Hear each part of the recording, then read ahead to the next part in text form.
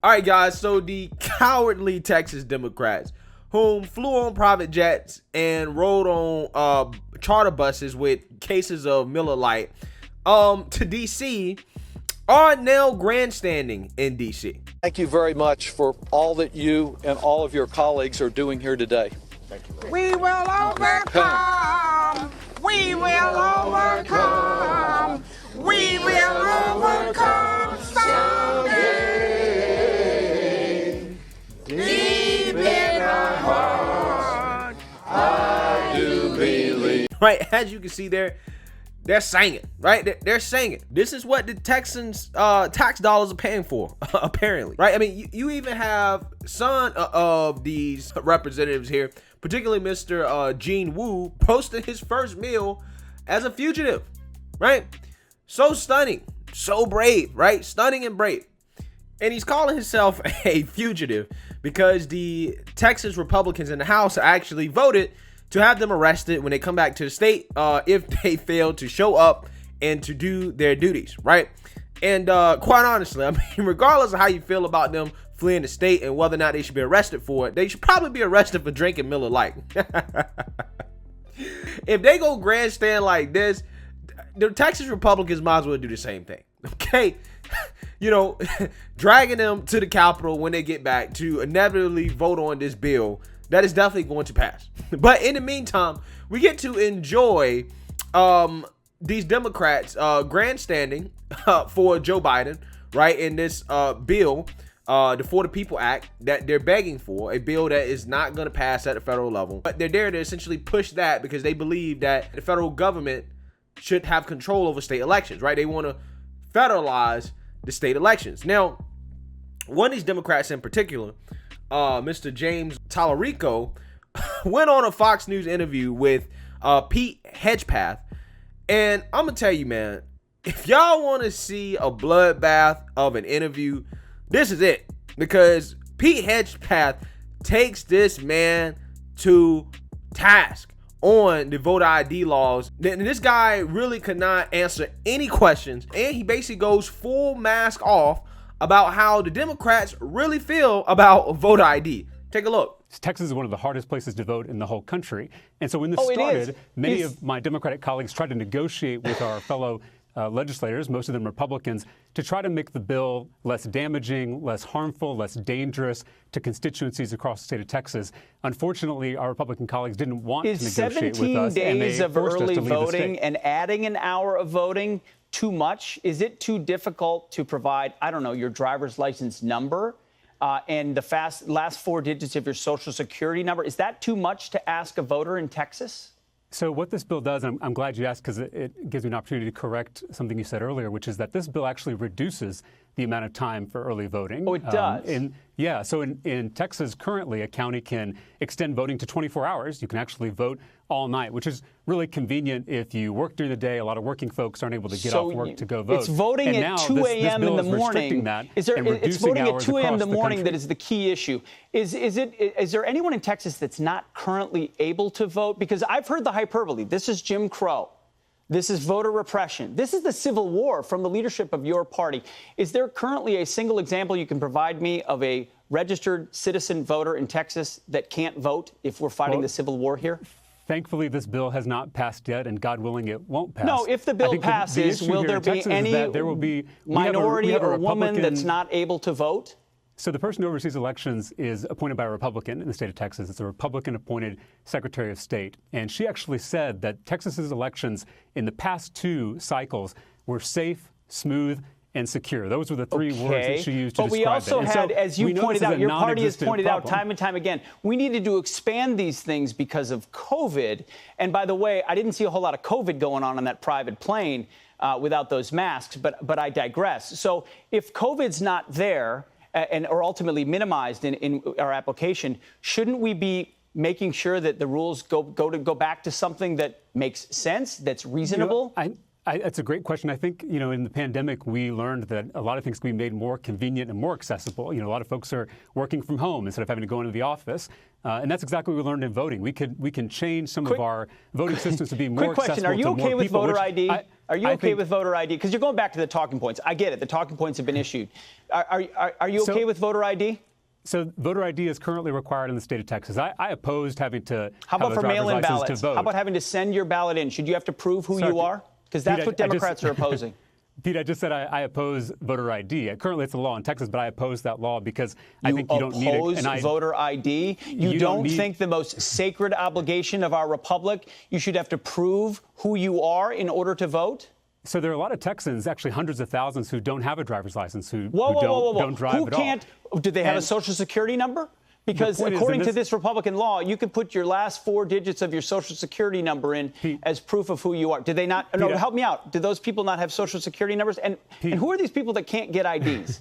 So, Pete, if you're talking about the bill that we're currently focused on, not past Texas law, what this bill is going to do is not only reduce voting hours, it's also going to empower these partisan poll watchers who are going to look over voters' shoulders and prevent them from exercising their God-given right. Partisan poll watchers, you mean the ones that weren't allowed in certain states at certain times in certain places, whether you agree with that or not? So Texas says maybe we should have partisan poll watchers on either side, Republicans and Democrats, right? It wouldn't just be Republicans. Do you remember a second ago when I talked about the big lie? This is exactly what I'm talking about. And the reason that so many folks believe in this country is because folks like you get on television, James, every night and said you don't want voter ID. We're not talking about that. You just went on national television and said you don't want voter ID, revealing exactly what Democrats. And it's so condescending to say that people can't get identification. All right, guys. Like I said, that interview was a bloodbath.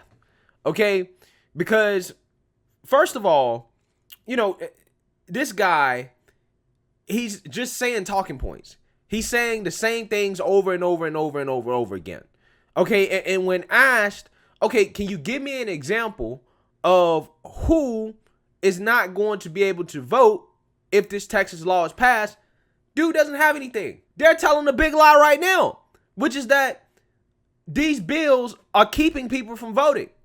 And they can't even name one person who's been kept from voting based off the GOP voter ID laws, right? And they try to act like this is something of recent history. Oh, this is something the GOP just started doing. No, the GOP has always been like this, right? At least in recent memory. They've always passed voter ID laws and election integrity measures. They've always done that. That was before Trump. And the Democrats trying to act like this is something new. But at the same time, the GOP has done this, and Obama was president. Biden was elected president. You had the Democrats. They definitely won some seats in the Senate. They won some seats in the House. They act as if it's impossible for them to win if the Republicans pass these laws. I mean, and it's really ridiculous because most of these laws are just focused on putting some restrictions on the things that happened last year because of the pandemic. Okay? That's what most of these laws are focused on. For example, before the pandemic, there wasn't no drop boxes, right? They didn't have drop boxes. That's a recent thing. And maybe some states did use them. But what I'm saying is they weren't used as much as they were last year. They weren't widely used. So the GOP putting restrictions on drop boxes, it's not like they're making it stricter than it was before the pandemic. No, they're just reining in things that were allowed during the pandemic. Okay? And they're not even getting rid of it. It's not even like they're like, no drop boxes. Okay, they're like, okay, we'll just limit them. But they're trying to act like this is the worst thing ever. It's civil war. That's how they're framing it. At first, they said that January 6th is attack on democracy. It's the worst attack on our democracy. Now they're saying that this is. So what that tells me is that whatever the Democrats are trying to push at the time, whether it's legislation, whether it's January 6th commission, whatever it is at the time, if the Republicans are opposed to it, then it's the worst attack on democracy. Basically, if you disagree with them, then it's civil war, right? That's what they're equating it to.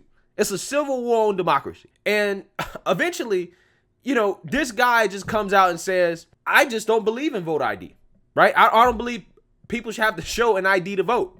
Okay, and this is a full mask off moment for a Democrat representative because this is what most of the Democrat Party believes. Right? Except, wait. Except if you have to vote in a blue state, right? If you have to vote in a northern blue state that has these strict voter ID laws, they're all for it, right? They're all for it up there. But if you're in a red state, they don't believe that you should have to have an ID to vote, right? Remember that. And his reason is that, well, there's some Texans that just don't have IDs. They don't have driver's licenses. Okay, do they not have social security numbers? Right? Because Pete Hegseth says, hey, well, Texas, they still allow you to vote if you use the last 4 digits of your social, right? As long as you got a social security number. You know, you just need a way to identify yourself, right? And, you know, he doesn't have an answer for that because ultimately, if he used to say, well, I don't think you need a social security number either, that will really be a mask off moment for the Democrats because basically they will be saying what everybody else believes that the Democrats want, which is for undocumented people to be able to vote, right? That is what they want, right? In their ideal world, people would show no identification, no social security, no driver's license, right? And this guy, I mean, that's basically what he's saying. At very least, when it comes to the driver's license part, okay, full mask off moment. He's just straight up telling you, I do not believe that people should have to identify themselves to vote.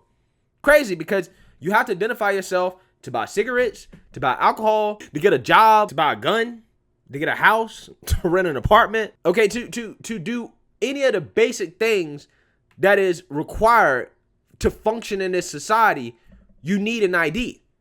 Okay, but again, for whatever reason, Democrats think that you don't need an ID to do something that is fundamental to our democracy, which is to vote.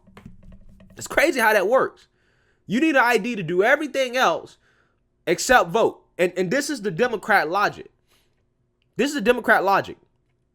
There is no logic, right? That's the logic behind it. There is no logic. It's that the Democrats essentially, and I've said this before, is that the Democrats want to risk election integrity in order to make it so people who otherwise wouldn't vote would be compelled to vote. That's what they want. That's really what they want.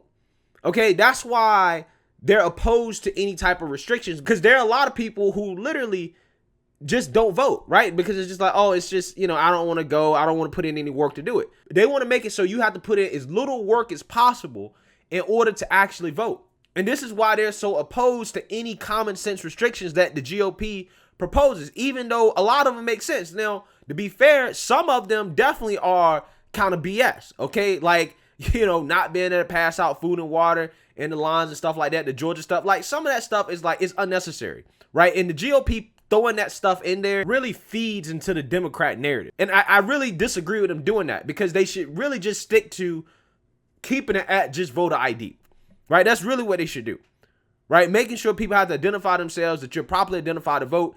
All that extra stuff, I think is kind of pointless, to be quite honest with you. But regardless of that, it's still not keeping anybody from voting. And time again, when asked about who exactly cannot vote because of this law, the Democrats never have an answer, because it's a conspiracy. It's a conspiracy. It's a big lie, right? That's the Democrat big lie, is that GOP election integrity laws keep minorities from voting. That's the Democrat lie. And they will continue to spill this lie and to say it to get support for federalizing elections, right? That's what they want. You know, like I said, it was just hilarious to see this guy flail and to avoid the question and not answer any questions, because, again, he's just talking points. He doesn't really know what he's talking about. Even though the dude went to Harvard, you would think he would hold up better than this in an interview, but, you know, he's just a talking point. He's a pawn for the Democrat Party to push federal legislation, even though he has nothing to do with that whatsoever. And it's really a damn shame that you see a local representative begging the federal government to do the job that he should be doing in his state and to take over state elections. It's really a damn shame to see. So let me know what you guys think. Make sure you like, comment, and subscribe. Most importantly, share a Black conservative perspective. Peace.